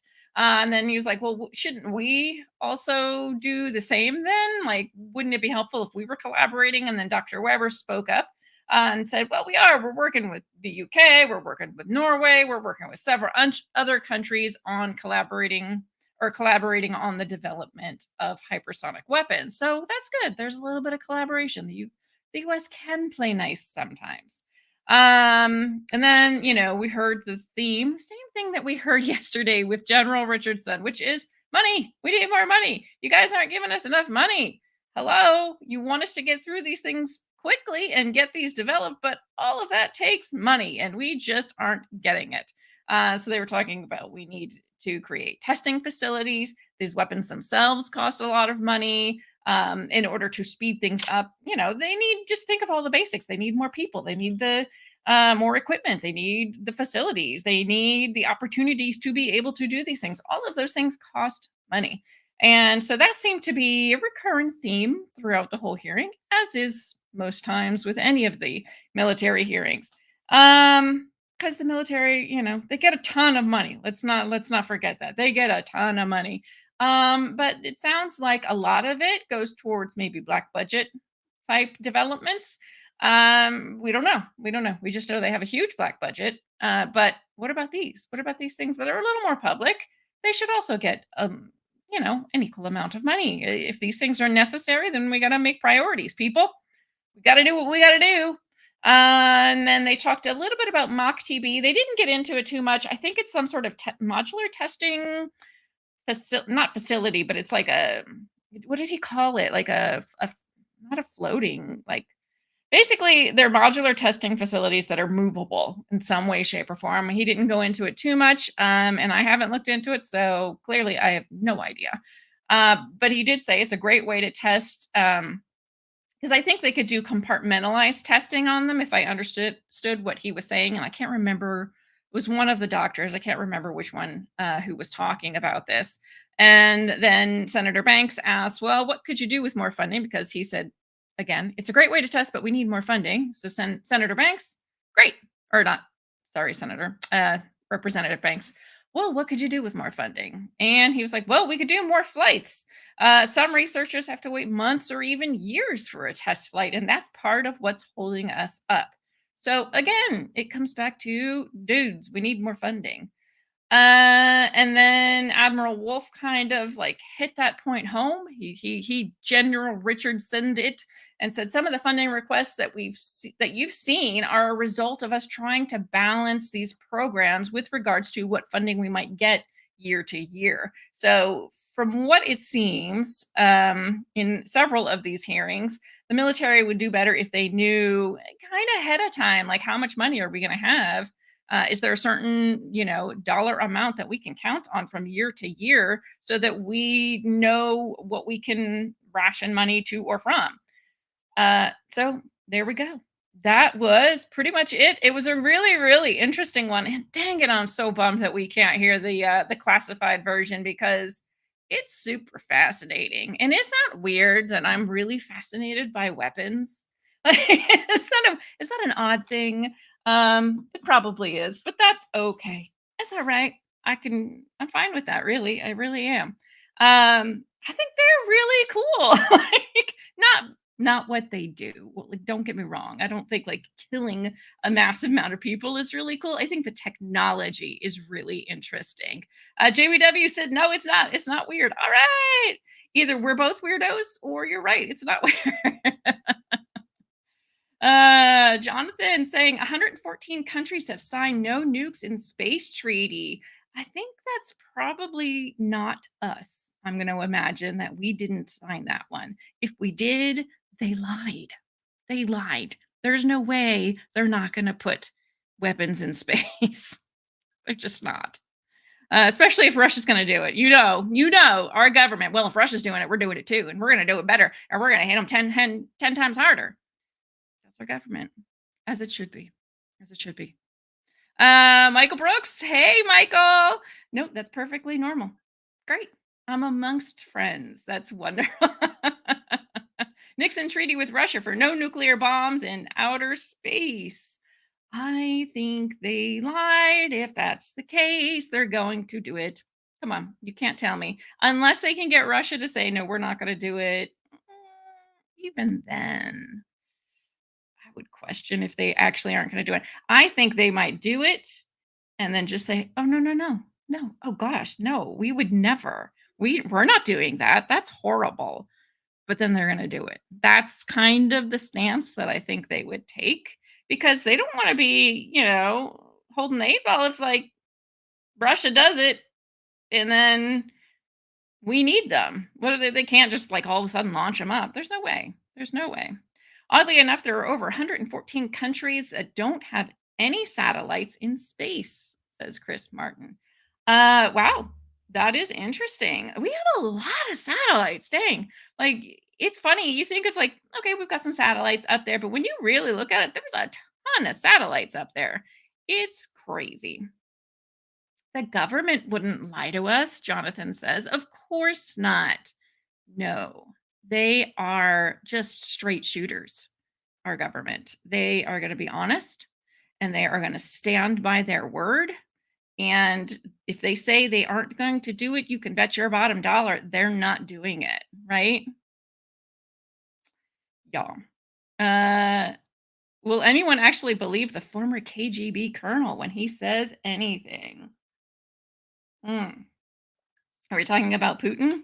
Was he a colonel in the? I know he was in the KGB, but was he a colonel? Yeah, he's like any other politician. I don't believe anything any of them say. Like, at least not on face value. I think, a really good liar has some truth in their lies. And so I think that Putin is probably saying some things that are true. So yeah, I guess you could, but no, don't ever believe any politician when like just on face value. Always question everything they say. Everything. Elon's pumping them out by the second. Yeah, Elon's got a lot of satellites up there, doesn't he? Putin was, yes. Oh, that's cool. I actually didn't know he was a colonel in the KGB. He's a fascinating guy. Again, like I know he's done some not so great things, but you know what? So has every person who's run a superpower country. They've all done it. So don't let him think that like he's the only one, the big bad villain. They've all done it. Come on now. We're not that stupid. We know that, right? He's a fascinating character, though. I think they all are. Like, it takes a certain person to run a huge worldwide superpower. And they're fast. That's why I kind of laugh when everybody like says, "Oh, Trump is such a narcissist," and I'm just like, "Girl, you don't think every single world powered leader is a narcissist? Because if you don't, we need to sit and have a talk. You'd have to be a narcissist to want that job. I certainly wouldn't want it. Can you imagine being president? That would be horrible. No, thank you, ma'am. So, yeah, you'd have to be a bit of a narcissist, one, to think you can do it, and two, to deal with all of the crap that comes along with it. Is it the fact that he was riding a horse shirtless that makes him fascinating? It doesn't hurt. It doesn't hurt, right? And wrestling bears and all of the, the fun Russian things that they do. Sure, that adds to the mystique. Can't run a superpower without having blood on your hands. Amen. That's correct. That's correct. You can't be Gandhi and run a superpower. It's just not going to work.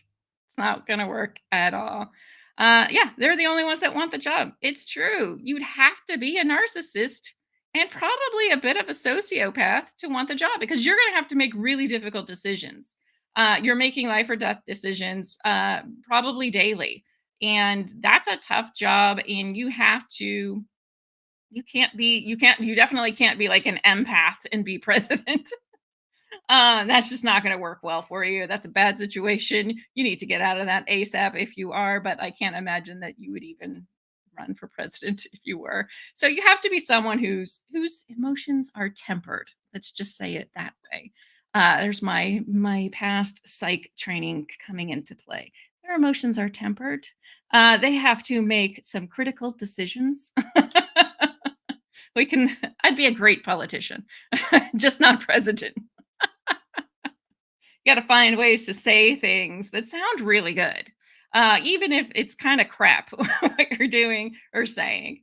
And that's part of the fun of watching these hearings, isn't it? To see like how creative are they going to be? Some of them are really good at being creative with the way they say things and how they paint a picture for you, and you're like, yes, that sounds great. And other ones, you're just like, oh, he's a bit special, isn't he? Or like the one I don't like. The one that I represent, the great town of El Paso, Texas. I can never remember her name. I think it's because I just don't want to. Is that Miss? No, she's not the one that has. Is it Miss Escobar? Is she the one that has the same name? Or Esposito. I mean, that's terrible. And I really should know her name because I can't stand her. Next time she comes out, I'm gonna write it down. Like I said, I think I have like a mental block on her. Escobar. Yes. Oh, I see Chris has the same feelings about her. I represent the great town of El Paso, Texas. And it's wonderful and it's very safe. And it's because it's on the border that makes it so safe. Really? Girl. Come on. She's a special one for sure. But anyway. Oh, I was going to show you guys. Oh, I totally forgot because Lulu, my dog, cut us off. Yes. Saying nothing and getting money is definitely a political skill. Then I should most definitely be a politician because I sit up here and feel like I have a PhD in BS. So I think that I need to become a politician. I've watched them enough. I know how they do it. Oh, goodness. No doubt Escobar was related to the other Escobar. I don't know. Wouldn't that be interesting to find out? Yeah, I don't know if she is, and I'm sure she would deny it even if she was, but I have no idea if she is related to the other Escobar. Someone like we all knew someone like her in college. There's always bitches like that in college. They just think they have the world's problems solved and we're going to heal it through love. I was not one of those people, clearly. All right, so let me pull up. Ironically, my college was in Alpha. Maybe it was her. Maybe you knew her, Nathan. Maybe you went to school. We must have gone to the same school. Go Team BS. Yes, you too have a PhD in BS. Excellent. Thank you, Dr. Angler. Nice to see you here. All right, let me see if I can pull these up. Okay, so those of you that watch the show regularly know that I recently went to New Orleans, and it's great. I love New Orleans. Yes, it's a very liberal city. Yes, it's full of weirdos, but it embraces that, and I love it for it, right? Like it just embraces its weirdness. But the thing that I love most about New Orleans, because those that know, I'm married to a musician, is the music in New Orleans. Well, the music and the food. I mean, the food. I think I gain 5 pounds every single time I go there. But the air is just filled with music in New Orleans. It's fantastic. And we went with Mind Forked, Akashi Chris from Mind Forked and her husband. And we just had a fantastic time. But I got some videos. So let's have a little bit of New Orleans jazz going on here, right? So I wanted to share it with you guys. I had it all keyed up and ready to go, but when Lulu got freaked out by the thunder, it got messed up. So let me see. Let's start with this one and then we'll save the other one for last. It might come on loud. I apologize. I'm going to lower the volume, but give me just a second here. So this was on Royal Street. If any of you know the French Quarter, it was just a band that was playing. We'll give them a listen.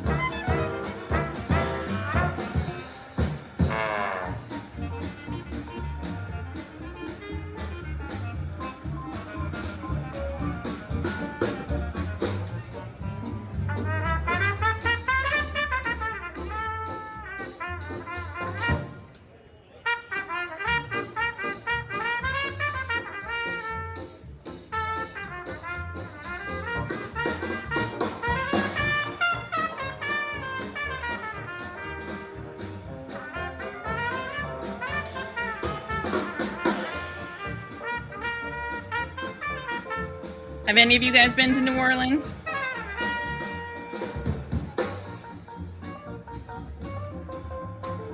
And one of the fun things is you walk down the street and you just find something like this going on. You're just like, dang, that's kind of awesome. And let me see, I have one more for you. So this is in the middle of the French Quarter is Jackson Square. There's a big church there, St. Louis Cathedral, and there's always people. There's a really like nice square. It is literally a square, but in the center of it is like a garden area that's kind of walled off, and it has this big statue of Andrew Jackson because he was pivotal in was it the War of 1812? I can't remember. Oh, that's terrible. But he was in one of the wars there and helped kind of save us. Yay, Andrew Jackson. I got a picture one time at the Andrew Jackson Hotel of a ghost. It's pretty crazy in the window. But anyway, so if you ever go to New Orleans, go on the ghost tours. They're fun. We went on a great one. It was the last night that Chris and her husband Stuart were with us. And it was a cemetery tour, and we got to go in. Usually you can't go in the cemeteries after dark. They are all locked up. But there was one, and it was an Oddfellows cemetery. So if any of you guys know about the Oddfellows Society, it's a little interesting. So it was an Oddfellows cemetery, And we got to go in there, and I got another picture that might have a weird ghost in it. I might have it on the computer. If I do, I'll show you. But let me pull this up, the other music, and then I'll look for the ghost picture to show you if anybody wants to see it. I showed the tour guide. I was like, "Who is this?" And he was like, "Because they're locked." Like he literally had the key to the cemetery. So this is the one that is in Jackson Square. They're fun. They're there a lot. These guys.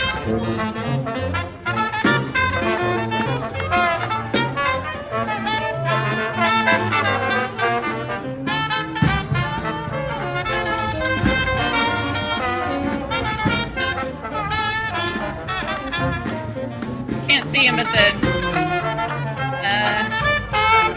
Can you guys? No, you probably can't see my. No, you can't see my cursor. The Andrew Jackson statue is like behind those trees right there. Oh, when the sun goes marching in. Oh, when the saints go marching in. People weren't drawing themselves. How I want to be in that number, hey, beautiful. When the saints go marching in. These ladies Oh, are right. when the sun refuses to shine. When the sun refuses to shine. Oh, how I want to be in that number.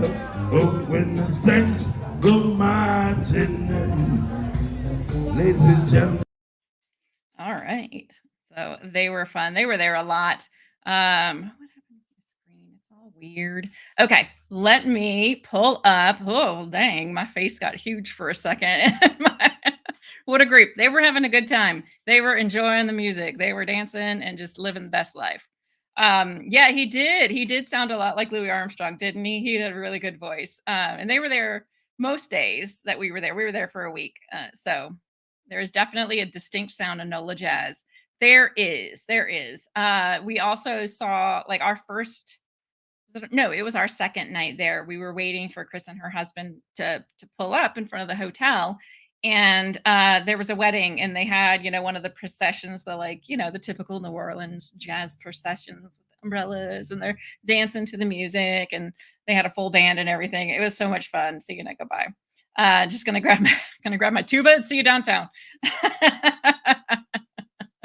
Absolutely. All right, let me see. I think I might have to share this screen to show you. Let's see. Where are the pictures? She didn't close those, did she? Hold on a second. No, the picture's right there. Okay. Let me see why it's not. Oh, there it is right there. Oh, duh, right in front of the face. Okay, here we go. So these are just a few of the pictures. I'm not going to show you a ton of them. But this is just one of the buildings in New Orleans. I can't remember. Oh, actually, this is Royal Street. So that first band that I showed you, they were playing like where these two people are standing, like not in the intersection, but just past, you can see Rouse's. I don't know what it is. But anyways, they were right. So that's where I was standing when I filmed that other one. And let's see. How do I? Oh, there you go. Andrew Jackson. There he is. That's the monument right in the center of Jackson Square. And if you can't read it, it says the Union must and shall be preserved. I can read it too. Oh, hold on. Oh, that's skipping ahead. Okay, so this is the cemetery, the old Oddfellow Cemetery, and this is kind of how dark it was. It was getting pretty dark. And so I also, my camera, any of you who have an iPhone, like when you're taking a picture at night, it kind of automatically does the low light. So I also got this picture, which is low light, and there was nobody. So we're standing behind, behind the picture from where I was taking it. Obviously, I was standing on the edge of the group, in other words. So everybody was standing behind me, and nobody else was in the cemetery because it was locked. He literally had to unlock the door in order for us to come in, and he locked it behind us. And then after I took this picture and we were walking back, I was like, wait a second. And so you see this little bench right here. I zoomed in and, excuse me, sir, who's that standing right there? Don't know. Is it a ghost? Maybe. But I can tell you there was nobody else over there. But Anyway, so that's my little ghost picture. Maybe ghost. We'll see. Who knows? It's fun. I don't know, but it's a good time. Definitely seems like there's a lot of ghosts in New Orleans. It has that vibe to it. It's it's that fun spooky, but it's a lot of fun. All right, guys. Well, tomorrow I keep going back and forth. I know I'm definitely going to do a 2 p.m. show tomorrow, and it's on the fiscal situation of the United States. So we're going to listen and we're going to find out, is America broke? Well, we do have $34 trillion deficit. So think that's going to be a good one. We need to know, what is the fiscal situation of the United States? And so that is another House hearing. I may or may not do one in the morning. I'm still kind of going through and trying to decide, but we will definitely do the one at 2 p.m. tomorrow. He did have a flat hat, right? It looked like a guy with like a flat hat and a long coat on. It was really weird. It was kind of weird, but was it something? I don't know. Was it just because it was using the low light filter? Maybe something looked weird. Maybe. But it's fun. I think we just say it's a ghost and have fun with it, right? Why not? I think that's where we go. Just be a politician. We'll just say that that's what it is, whether it is or not. But yeah, it did kind of look like he was visiting somebody, but nobody was there. It was literally just us. We saw him unlock the gate and lock it behind us. So interesting. Maybe it was a dead odd fellow coming to visit his dead odd fellow friends. That's what I'm going with, at least. I think that makes total sense. So, all right, guys. Well, I will. Oh, gosh, I forgot. I got to pull this up now, too. Okay, I'm going to get some music queued up because we got to see little Eggy, the patriotic chicken, on the way out. And what do I want to do? Okay, this one.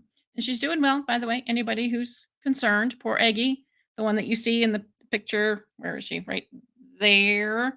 And at the end, at the beginning, she got attacked by a hawk yesterday, but she is okay. She's got some battle wounds on her face, but she's doing great. So luckily I got to her in time. That was a bold hawk, though. Maybe someday I'll tell you the story of Lynn versus the hawk. Anyway, all right, let's pull this up, and I will see you guys tomorrow. Thanks so much for being here. Bye. You down on the softly spoken words and notions that delight, but you're right down the path I know too well.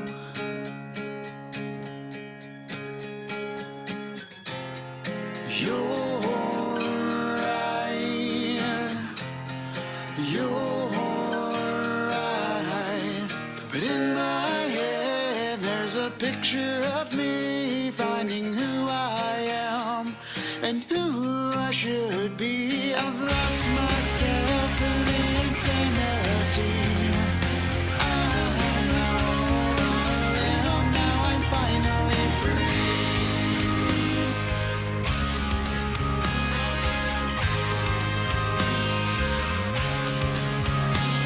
Slow me down, though the past is broken. Hope has opened a new bright, but you're right. Down the path I know